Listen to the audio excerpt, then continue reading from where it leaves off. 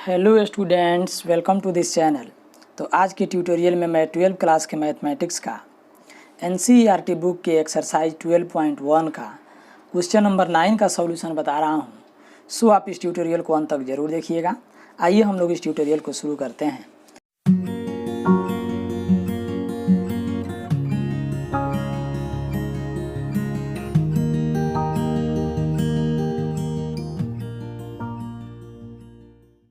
इसमें दिया है कि solve the following linear programming problems graphically, यानी कि ग्राफीय विधि से यानी ग्राफ से हम लोगों को जो क्वेश्चन दिया है लीनियर प्रोग्रामिंग प्रॉब्लम का इसे सॉल्व करना है। तो यहाँ नोट करेंगे अकॉर्डिंग टू क्वेश्चन लिखा है मिनिमाइज। तो यहाँ नोट करेंगे minimise z equal to -x + 2y। ठीक है, फिर इसके बाद मिनिमाइज नहीं सॉरी आपका मैक्सिमाइज लिखा है।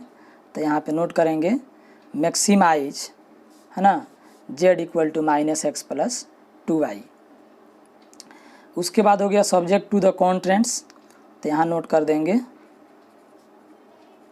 सब्जेक्ट टू द कॉन्स्टेंट्स, यानी कि x greater than equal to 3, इसका नाम देंगे इक्वेशन फर्स्ट। फिर इसके बाद x + y greater than equal to 5, इसका नाम देंगे इक्वेशन सेकेंड। इसके बाद हो गया आपका x + 2y greater than equal to 6, इसका नाम देंगे equation third.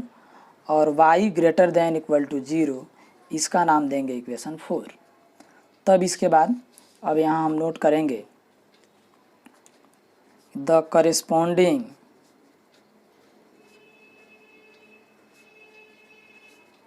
Equation of 1 will be, यानी इक्वेशन 1 का करेस्पॉन्डिंग इक्वेशन होगा तो x इक्वल टू हो जाएगा 3, है ना। तो x इक्वल टू 3 हो गया, इसका नाम देंगे इक्वेशन 5। इसमें टेबल वगैरह आपको बनाने की आवश्यकता नहीं है, क्योंकि x इक्वल टू 3 है तो y के पैरेलल होगा और x के 3 से पास करेगा। फिर इसके बाद अब नोट करेंगे the corresponding equation of the corresponding equation of 2 will be, तो 2 का करस्पॉन्डिंग इक्वेशन हो जाएगा x + y इक्वल टू 5, यानी x + y इक्वल टू हो गया 5। इसका नाम दे देंगे इक्वेशन 6। इसमें 2 ठो वेरिएबल है, इसलिए यहाँ पे हम लोगों को टेबल निश्चित रूप से बनाना पड़ेगा। तो इसलिए यहाँ पे टेबल इंसर्ट करेंगे x y, x का वैल्यू रखे 0 तो y का वैल्यू आपको क्या मिला 5। फिर y का वैल्यू रखे 0 तो x का वैल्यू क्या मिला 5। अब यहाँ पे हम पुट करेंगे, चूँकि 0 रखने पर 0 नहीं मिला है, x में 0 रखने पर y में 0 नहीं मिला, तो इससे स्पष्ट हो जाता है कि यह लाइन जो है 0 0 से पास नहीं करता है। इसलिए जांच करने के लिए हम 0 0 पुट कर सकते हैं। तो नोट करेंगे यहाँ पुटिंग 0 0 इन इक्वेशन, इसका करेस्पॉन्डिंग हो गया आपका 2, इसका करेस्पॉन्डिंग 2 है, वी गेट। तो 2 वाला इक्वेशन है आपका यहाँ पे कि x + y greater than equal to 5। तो ये हो गया x + y greater than equal to 5। तो देखिए आप x के स्थान पे 0, y के स्थान पे 0 रखेंगे तो 0 ग्रेटर दैन इक्वल टू 5। तो देखेंगे कि 0 5 से बड़ा है नहीं, 0 5 के बराबर है नहीं, तो दोनों बात फॉल्स है, इसलिए यहाँ पे नोट कर देंगे कि फॉल्स। ठीक है, अब इसके बाद हम लोग नोट करेंगे बाबू the corresponding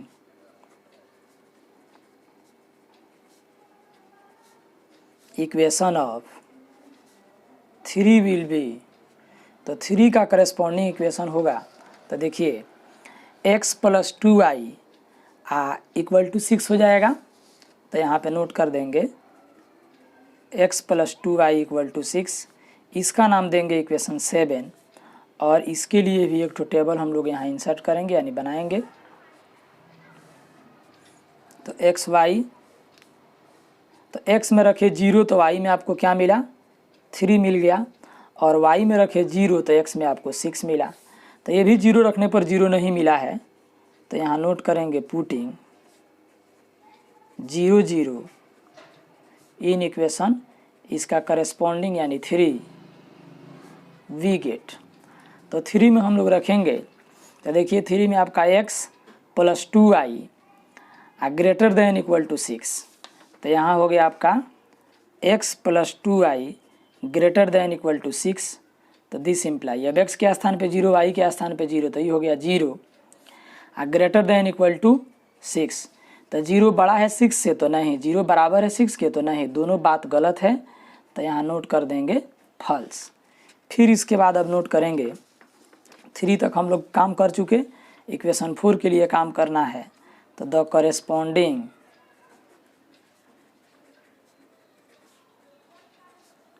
equation of 4 will be, यानी 4 का करेस्पॉन्डिंग इक्वेशन होगा। तो देखिए 4 नंबर में आपका क्या दिया है, y greater than equal to 0, यानी कि हो जाएगा केवल y इक्वल टू 0। अब जैसे हम लोग अपना काम इतना कर लिए तो इसके तुरंत बाद अब हम लोग ग्राफ खींचेंगे, इसलिए ग्राफ पेपर लेंगे और ग्राफ पेपर लेने के बाद पहले कोऑर्डिनेट एक्सिस बना देंगे। ठीक है, तो यहाँ पे हम सबसे पहले कोऑर्डिनेट एक्सिस बनाते हैं। तो ये हो गया आपका y एक्सिस, इसको मान रहे हैं तो पहले हम y एक्सिस यहाँ पे खींच देंगे। ठीक है, और इसके दोनों साइड एरो लगाने के बाद यहाँ y और नीचे y डैश नोट कर देंगे, है ना। फिर इसके बाद अब इसको हम x एक्सिस मान लेते हैं। तो ये x एक्सिस है तो इसको भी हम लोग पहले इसे लाइन खींच देंगे और लाइन खींचने के बाद इसके दोनों साइड एरो का साइन लगाएंगे। एरो का साइन लगाने के बाद इधर x और x डैश नोट कर देंगे। ठीक है, अब जो है हम लोग का ये हो गया ओरिजिन, है ना। और यहाँ से हम लोग बढ़ेंगे तो ये हो गया हम लोगों का यहाँ 1 2 3 4 5 6, है ना। तो इस तरह से हम लोगों का हो गया 7 8, और आगे भी इसमें हम लोगों का हो गया 1 2 3 4 5 6 7 8।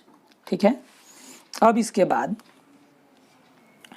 तो हम लोग इसमें अब बढ़ेंगे अपने क्वेश्चन की ओर। तो इसमें दिया है y इक्वल टू 0। तो y इक्वल टू 0 जो है ये हो गया आपका x एक्सिस का इक्वेशन, है ना। y इक्वल टू 0 हो गया x एक्सिस का इक्वेशन, तो y इक्वल टू 0 का ग्राफ ये हो गया। और क्वेश्चन में दिया है कि y का मान 0 के बराबर या 0 से बड़ा होना चाहिए, यानी कि इस लाइन के ऊपर जब आप बढ़ेंगे तब y का मान आपको 0 से बड़ा मिलेगा, 1 2 3 4 इस तरह से 0 से बड़ा मिलेगा। फिर इसके बाद अब फर्स्ट इक्वेशन की ओर बढ़ें तो x इक्वल टू 3। तो x इक्वल टू 3 है तो इसका मतलब हुआ कि यह लाइन जो है x इक्वल टू 3 से पास करेगा और y x के पैरेलल होगा। तो इसलिए हम लोग इस तरह से एक लाइन खींच देंगे ऐसे। तो यही हो गया हम लोगों का x इक्वल टू 3 वाला, है ना। इसके दोनों साइड में हम एरो का निशान लगाएंगे और यहाँ नोट करेंगे x इक्वल टू 3। ठीक है, अब जो है आपका क्वेश्चन में देखेंगे इसके लिए क्या दिया है। तो कह रहा है कि x का मान 3 से बड़ा या 3 के बराबर। तो इस लाइन के आप राइट साइड में बढ़ेंगे तब x का मान 3 से अधिक मिलेगा, है ना। यानी 4 5 6 7 इस तरह से अधिक मिलेगा, और नहीं तो यहीं तक रहेंगे तो 3 के बराबर मिलेगा। ओके, यानी कि ये वाला बोला इसके ऊपर, ये वाला बोला कि इसके राइट साइड में। अब इसके नेक्स्ट इक्वेशन में बढ़ेंगे तो x में 0 y में 5। तो x में 0 y में 5 आपका ये पॉइंट हो गया, है ना, 0 5। तो यहाँ पे नोट कर देंगे 0 5। और इसमें भी है x में 5 y में 0 हम लोगों का हो गया यहाँ पे, x में 5 y में 0। तो यही हम लोगों का पॉइंट हो गया x में 5 y में 0, और ये वाला पॉइंट हो गया x में 0 y में 5। तो दोनों को स्केल रख करके हम लोग दोनों को मिला देंगे। तो दोनों को यहाँ पे स्केल रख करके मिला देंगे, है ना। तो यहाँ पे जो है हम दोनों को मिला दिए। दोनों को मिलाने के बाद फिर यहाँ पर हम लोग दोनों साइड में एरो का निशान लगा देंगे। एरो का निशान लगाने के बाद इसका इक्वेशन नोट करेंगे x + y = 5। तो ये हो गया x + y = 5। इसका नाम हम लोग दिए हैं इक्वेशन 6। तो इसका नाम इक्वेशन 6 दिए हैं, तो नोट कर दिए। उसके बाद देखना है कि इसके नीचे रंगना है कि इसके ऊपर रंगना है। तो इसके लिए हम लोग 0 0 रखे हैं। 0 0 रखने पर फॉल्स है, यानी कि इस लाइन के ऊपर रंगना है, नीचे हम लोगों को नहीं रंगना है। फिर इसके बाद अब नेक्स्ट इक्वेशन में बढ़ेंगे।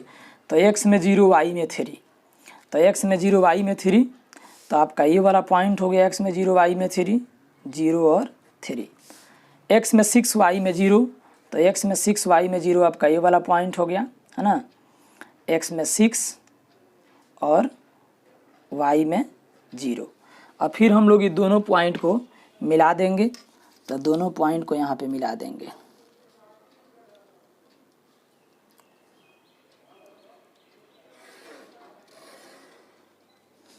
मिलाने के बाद दोनों साइड में इसका हम लोग एरो का निशान लगा देंगे। एरो का निशान लगा दिए। फिर इसके बाद इस पर इसका इक्वेशन नोट करेंगे। तो इसका इक्वेशन हो गया बाबू x + 2y = 6।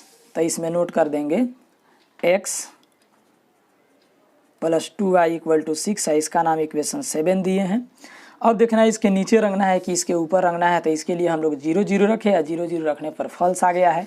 तो 0 0 रखने पर फॉल्स आया है, मतलब ओरिजिन से दूर रंगना है, यानी कि इस रेखा के भी ऊपर ही हम लोगों को रंगना है। तो सभी रेखा के जो बाउंडेड रीजन हम लोगों का मिल रहा है, तो उसके अनुसार अगर हम लोग पेंट करते हैं तो हम लोगों का इस तरह से ये वाला भाग को पेंट करना पड़ रहा है। तो ऐसे हम लोग इसमें पेंट करेंगे। तो इस तरह से हम पेंटिंग किए, है ना। तो ऐसे पेंटिंग कर दिए। इसके बाद हम लोग देखेंगे कि हमें इसमें बाउंडेड रीजन तो है नहीं। इधर वाला जो हम लोगों का है चारों तरफ से घिरा हुआ नहीं है, इधर है, लेकिन अनंत तक जा रहा है। कहाँ इसको जाना है? तो इन्फिनिटिव तक, ये भी जाना है इन्फिनिटिव तक, है ना। तो यहाँ हम लोगों को क्वेश्चन के अनुसार क्या निकालना था? तो मैक्सिमम वैल्यू निकालना था, मैक्सिमाइज करना था।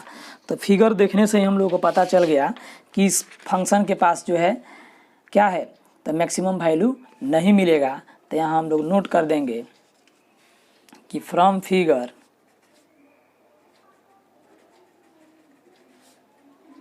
इट इज क्लियर दैट, यानी चित्र से स्पष्ट है कि z has no maximum value. यही हो जाएगा इसका आंसर कि z के पास जो है मैक्सिमम वैल्यू नहीं है। आप इस चैनल पर नए हैं तो आप इस चैनल को अभी सब्सक्राइब कर लीजिए और मेरे वीडियो का नोटिफिकेशन सबसे पहले पाने के लिए बेल आइकन की घंटी को प्रेस करके ऑल पर क्लिक कर दीजिए। ये वीडियो आपके लिए काफ़ी महत्वपूर्ण है, इसलिए आप इसे लाइक कर लीजिए और अपने दोस्त के पास शेयर भी कर दीजिए जो आप ही के क्लास में